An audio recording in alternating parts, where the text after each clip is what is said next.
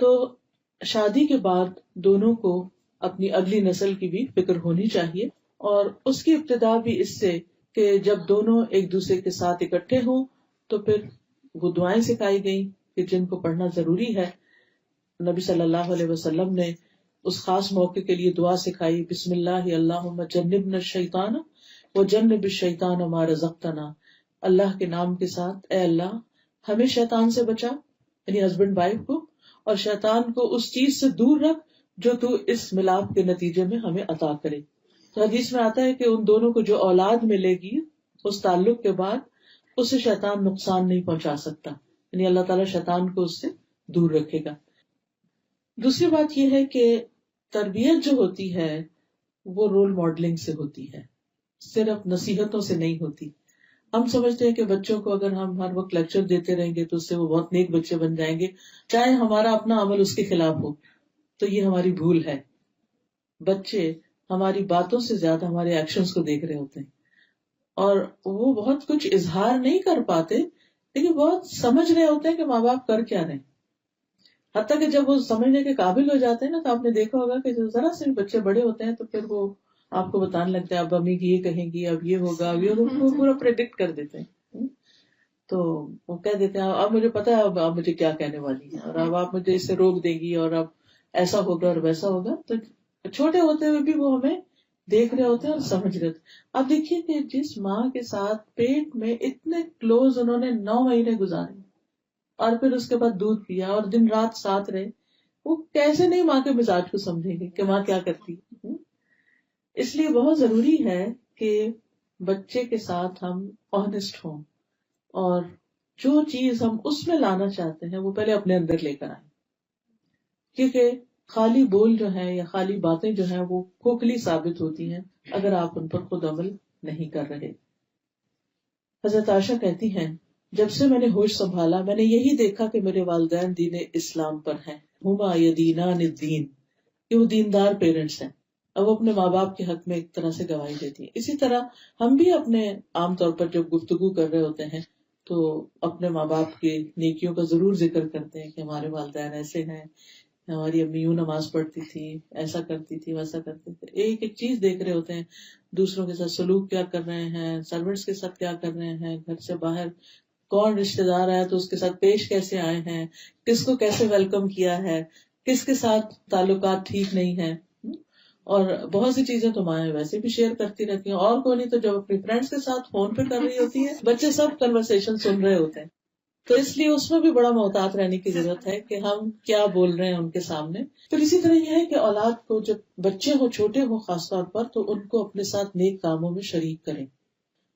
بہترین تربیت اس وقت ہوتی ہے جب ہم ان کے ساتھ مل کے کوئی کام کر رہے ہوتے ہیں، چاہے وہ اسکول کا کوئی پروجیکٹ ہے، چاہے وہ ان کا قرآن کا ٹائم ہے یا نماز کا ٹائم ہے، یا پھر کوکنگ ٹائم ہے، آپ کچن میں ہیں ساتھ اپنے لگا لیں.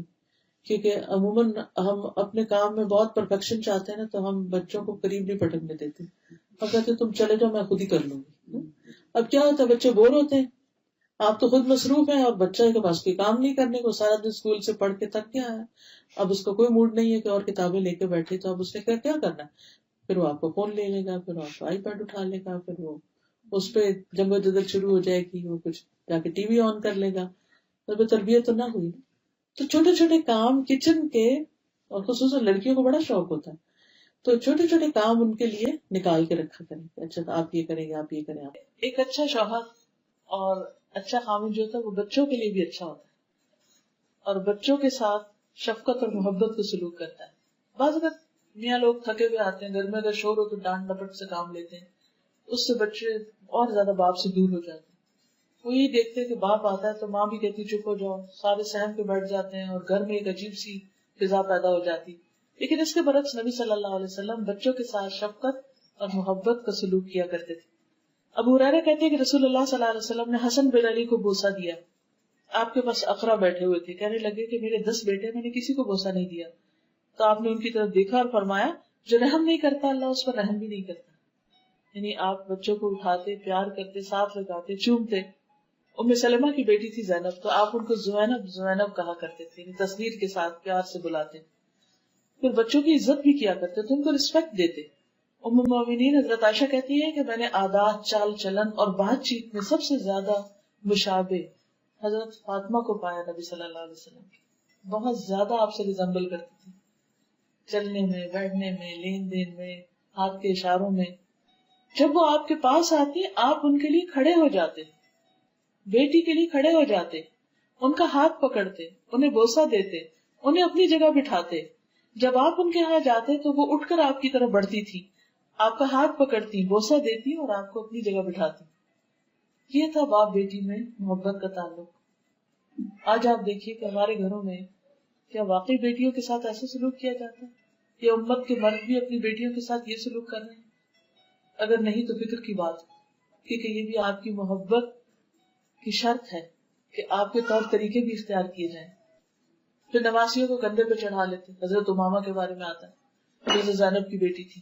آپ نماز میں ہوتے تو ان کو بٹھا لیتے اپنے کندھے پر، رکوع پہ جاتے تو اتار دیتے، جب کھڑے ہوتے پھر چڑھا لیتے. حالانکہ آپ امامت کر رہے ہوتے تھے. بچے نماز کی حالت میں آپ کی پشت پہ سوار ہو جاتے اور آپ اپنا سجدہ لمبا کر دیتے تھے جب تک وہ اٹھتے نہیں تھے. بڑے بچوں کو بھی پیار سے اپنی چادر کے نیچے گھسا لیتے تھے. جیسے ایک دفعہ آپ نے حضرت حسن حسین کو چھپایا اور حضرت علی آئے تو آپ نے ان کے اوپر بھی اپنا کپڑا کر دیا. لیکن اس کے ساتھ ساتھ ان کو ادب بھی سکھاتے تھے، یعنی صرف پیار ہی نہیں، لاڈ ہی نہیں، بلکہ تمیز بھی سکھائی. حضرت عمر بن ابی سلمہ کہتے ہیں کہ میں بچہ تھا اور میں آپ کی پرورش میں تھا، تو میں جب کھانا کھاتا تو سارے برتن میں ہاتھ گھماتا تو آپ فرماتے کہ بسم اللہ پڑھ کے کھاؤ، اپنے آگے سے کھاؤ اور دائیں ہاتھ سے کھاؤ. یعنی بچے اگر کھانے کی میز پر بدتمیزی کر رہے ہیں یا صحیح سے نہیں کھا رہے تو صرف ماں کا فرض نہیں کہ بیچاری کانشیس ہو کے اور تکلیف اٹھائے اور بار بار وہ اس کی اصلاح کرے، بلکہ باپ کو بھی اس وقت اپنا رول پلے کرنا چاہیے. پھر اسی طرح یہ کہ حلال حرام کی تمیز. حضرت حسن نے ایک مرتبہ کھجور اپنے منہ میں لے لی تھی تو آپ نے اس کو کہا کہ یہ صدقہ کی کھجور ہے اور اس کو کہہ کے نکلوا دیا. پھر اسی طرح بچوں سے محبت کو بھی اعلان کہتے ہیں. آپ فرماتے فاطمہ میرے جسم کا ٹکڑا ہے، اس لیے جس نے اسے ناحق ناراض کیا اس نے مجھے ناراض کیا. پھر داماد کے ساتھ آپ کا معاملہ بہت اچھا تھا، حضرت علی رضی اللہ تعالیٰ عنہ کے ساتھ. پھر حضرت ابو العاص کے ساتھ آپ ان کی تعریف کرتے تھے. آپ نے بنی عبد شمس یعنی بنی امیہ میں سے اپنے داماد ابو العاص کا ذکر کیا اور اس کی تعریف کی اور خوب کی. پھر آپ نے فرمایا اس نے مجھ سے بات کی تو سچی کی، وعدہ کیا تو پورا کیا. پھر اسی طرح حضرت علی رضی اللہ تعالیٰ عنہ ایک دفعہ حضرت فاطمہ سے ناراض ہو کر تو مسجد میں جا کے سو گئے تو آپ صلی اللہ علیہ وسلم فوراً اٹھے اور خود جا کر ان کو تلاش کیا. دیکھا تو وہ زمین پر لیٹے ہوئے اور ان کے جسم پر مٹی بھی لگ چکی ہے. رسول اللہ صلی اللہ علیہ وسلم ان کے جسم سے دھول کو جھاڑ رہے تھے اور فرما رہے تھے اٹھو ابو تراب، اٹھو ابو تراب. یہ نہیں کیا کہ بیٹی کی بیعت کے باتیں سننے لگے کہ اچھا پھر وہ ناراض ہے تو کیوں تم بھی ناراض ہو جاؤ، یا نہیں تمہاری پرواہ کرتے تو آؤ میں تم سے اتنی محبت کرتا ہوں گھر واپس آ جاؤ. یہ محبت نہیں ہوتی. عام طور پر ہم انتہائی درجوں پہ پہنچ جاتے ہیں کہ بس ٹھیک ہے اگر یہ بات ہے پھر اس کے بعد معاملہ ختم. دیکھیے ہم سب انسان ہیں، غلطیاں ہوتی ہیں، کمی بیشی ہوتی ہے، لیکن یہ رشتے بہت پیارے رشتے ہوتے ہیں. ان کا ایک لحاظ اور احترام رکھنا چاہیے اور ہر بات میں انتہا درجے پہ نہیں پہنچنا چاہیے. اب آپ دیکھیے کہ حضرت انس جو ہیں وہ 10 سال آپ کے پاس رہے اور وہ کیا کہتے ہیں کہ کبھی آپ نے اف تک نہیں کی، یعنی مجھے ڈانٹا نہیں، کبھی مجھ سے ناراض نہیں ہوئے، کبھی میرے پہ سختی نہیں کی. اور کبھی کبھی وہ بچے تھے تو جو کام نہیں بھی کرتے تھے تو آپ ان کے اوپر سختی نہیں کرتے تھے، پیار سے دوبارہ یاد دلا دیتے. جیسے بچوں کو کام کرنا کہتے اچھا کرتے پھر بھول جاتے ہیں، پھر ہم ڈانٹتے اچھا تم نے سنا نہیں تھا. حضرت انس کہتے ہیں کہ میں 9 سال آپ کی خدمت میں رہا، مجھے نہیں یاد کہ آپ نے کبھی مجھ سے کہا کہ تم نے ایسا ایسا نہیں کیا، اور نہ کبھی کسی چیز کے بارے میں مجھ پر عیب لگایا. پھر کسی کام کے غلط ہونے پر ملامت نہیں کرتے تھے. حضرت انس کہتے ہیں کہ میں نے نبی صلی اللہ علیہ وسلم کی خدمت کی، اس دوران اگر مجھے کسی کام کا حکم دیا اور مجھ سے لیٹ ہو گیا یا وہ کام نہیں کر سکا تو آپ نے مجھے کبھی ملامت نہیں کی. اگر اہل خانہ میں سے کوئی شخص ملامت کرتا تو آپ فرماتے اسے چھوڑ دو، اگر تقدیر میں یہ کام لکھا ہوتا تو ضرور ہو جاتا، یعنی ٹیک اٹ ایزی. اگر نہیں کر سکا تو اللہ کا حکم نہیں تھا، یعنی اس سے معاملے کو ٹال دیتے تھے، آسانی کر دیتے تھے، اس کے لیے بے وجہ روک ٹوک نہیں کرتے تھے. ایک یہ چیز بچوں کی کریٹیوٹی کو مار دیتی ہے. ہم اپنے گھروں کو اتنا ایک بت خانہ بنا کے رکھ دیتے ہیں کہ ہر طرح کے اس میں ڈیکوریشن پیس سجا دیتے ہیں، پھر بچہ ہاتھ لگانے اس کو پکڑ پکڑ کے روکتے، پھر بچے کو روکتے، پھر بچے کو روکتے. اس بچے کی جو آگے بڑھنے کی صلاحیت ہے وہ ختم ہو جاتی. تو اپنے گھروں کو چائلڈ فرینڈلی بنائیں، ان چیزوں کو ہٹا دیں اور بچے کو آزادی دیں، یا پھر ان کو تمیز سکھائیں اور وہ ہاتھ نہ لگائیں. آپ نے دیکھا کہ کچھ گھروں میں سب کچھ رکھا ہوتا ہے اور بچے ٹرین ہو جاتے ہیں کہ نہیں اس چیز کو نہیں کھیلنا، کسی اور چیز سے کھیلنا ہے. تو دونوں طریقوں میں ان کی ٹریننگ ضروری ہے، بجائے اس کے کہ یا تو آپ گھر کو بالکل ایک کھنڈر ویرانہ بنا دیں، اور یا پھر یہ کہ ان کو ہر وقت ڈانٹ ڈپٹ سے کام لیں. دونوں ہی طریقے ٹھیک نہیں.